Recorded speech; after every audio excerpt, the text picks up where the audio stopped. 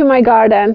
Today I'm planting Nandinas, Nandina lemon lime. I'm really excited about these plants. They had them in our garden center and I couldn't resist it because in this year I'm feeling like I need to add more evergreens and more foliage colors to companion one another. So to kind of bring it into the, I don't know, like a wholeness to the garden. So because I see lots of empty spaces in the garden, and now this in the fall while I'm working here and everything is kind of empty, I have the time to really think, because in the summer I'm so busy with just watering alone that I just like I don't have time to really analyze everything. But this time it's so calm. I can look at the garden and I see what I'm really missing in the garden. And so I think this area here is going to be gorgeous. I have Nandinas and I have Heucheras. They are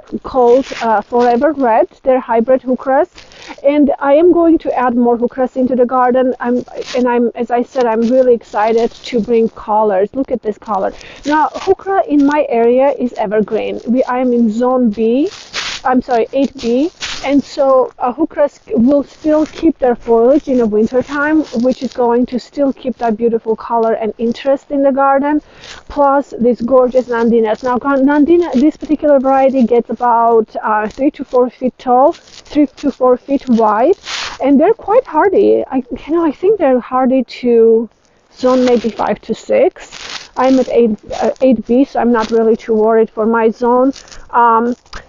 I have this hydrangea paniculata limelight.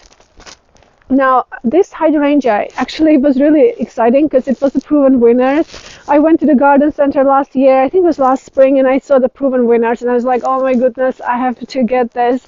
I got so excited. So anyway, I was able to get proven winners, limelight hydrangea here in France. It was so exciting.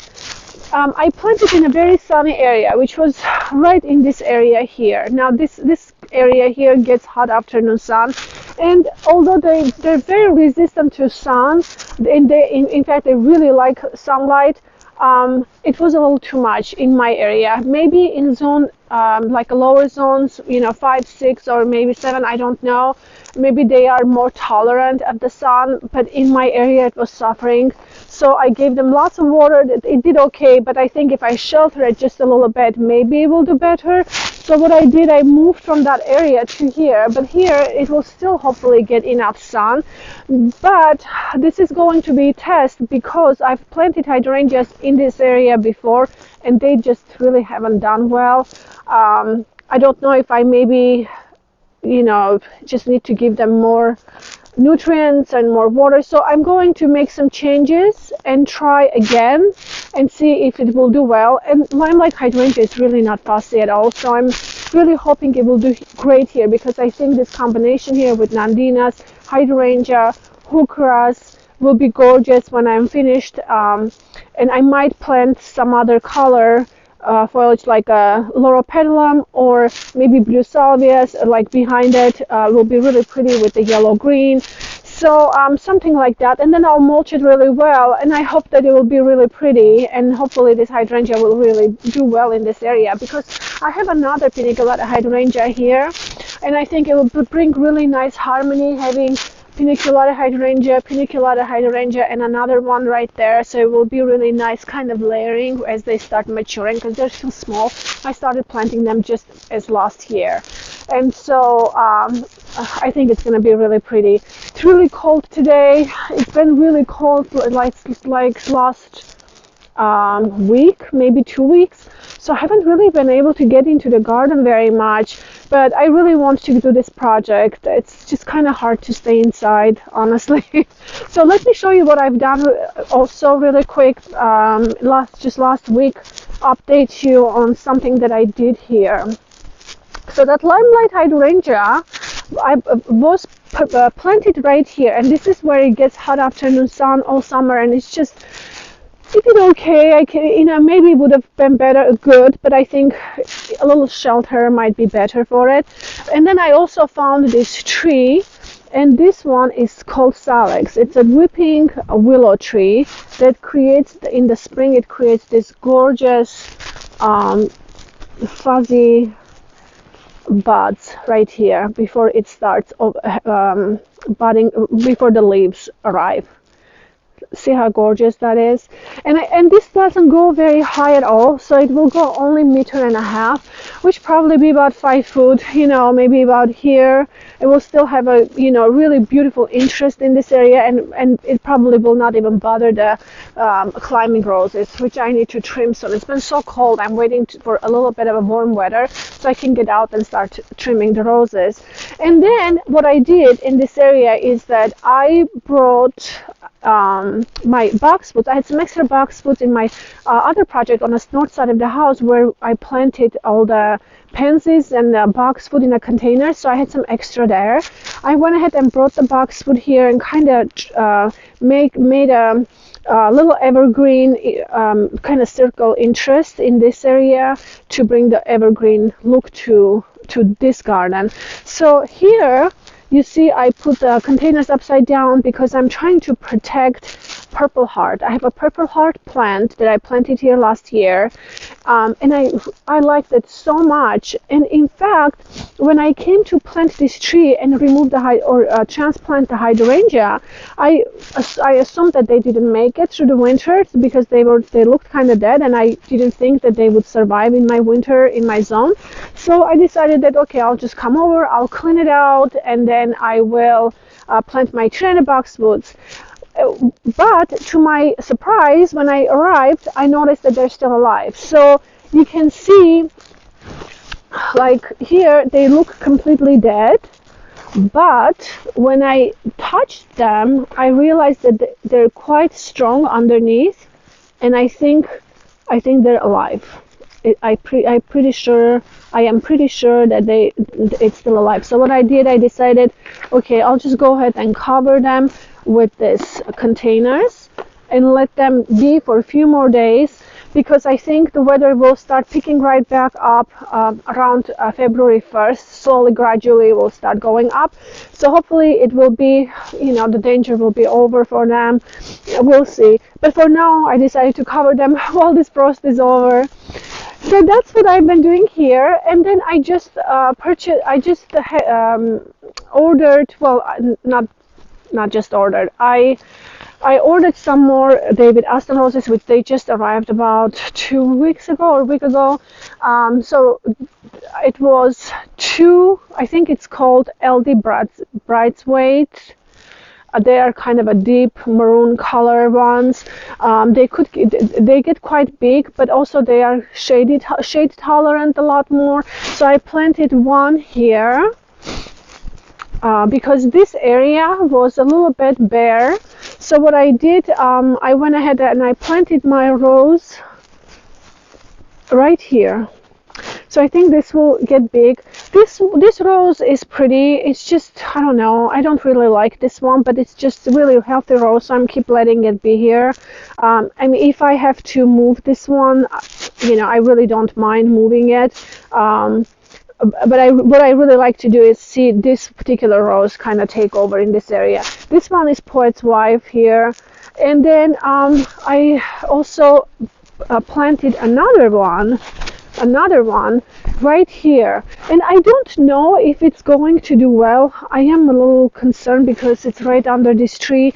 I know that they are very shade tolerant, this variety, and I'll put a description on the screen so you guys can see. But I heard really good reviews about this rose. They can get big, and I really want the color here. I have few other hybrid teas that I planted here last fall. I have 1, 2, 3, 4, 5 of them. So these are hybrid teas, and they called Shandos. I think Shandos. I can't remember. So anyway, so I have a few hybrid teas planted here, which are going to be really pretty. But I do want something in this area where it will just fill in and bring some nice color and a scent. So that's kind of what I've done. My other thing that I have, another rose that I planted just recently is right here.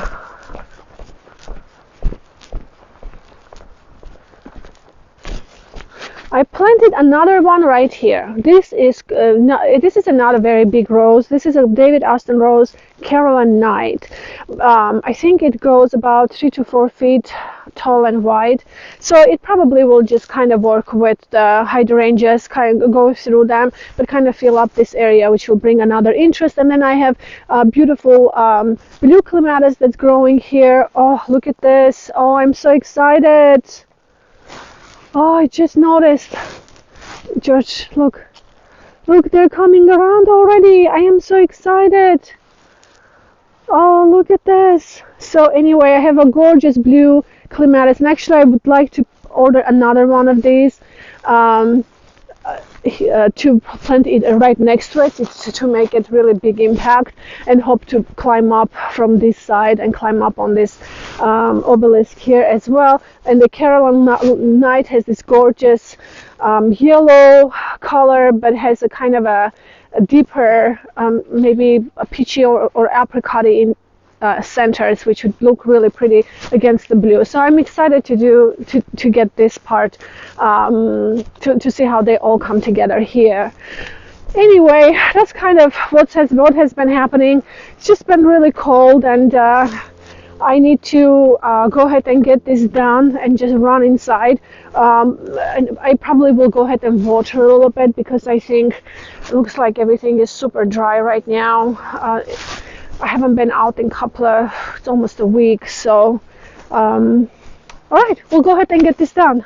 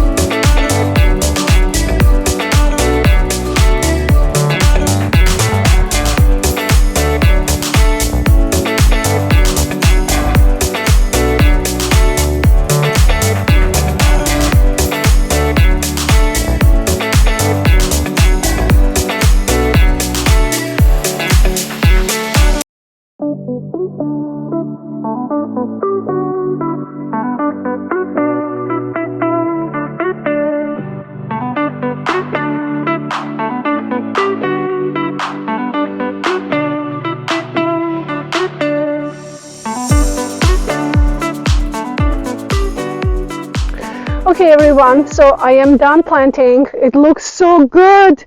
All I need to do, pull out my hose and I just give them a really good water. But look how gorgeous this area looks now. Oh my goodness, it's like completely night and day. Um, it looks so nice. Oh, I'm so excited. Um, and what I did, I also planted just the one Japanese maple in here because I had them and it was so small when I purchased it. I paid only like €9 for it, but it's called Phoenix and it's really kind of a rare one that's difficult to find. They are kind of a pink variety that I think in the spring all the leaves come out like super pink color and then it changes to red in the fall. In the summertime, I think it's just kind of variegated. So it's going to be really pretty and it's really hard to see this tree because it's so tiny. It's going to take forever for it to grow. Look, it's right here. But I thought it would be a really cool spot. I have another Japanese maple right there, which is again red variety, which would be really pretty. I have another one here. I have plenty of room right here for the tree to grow.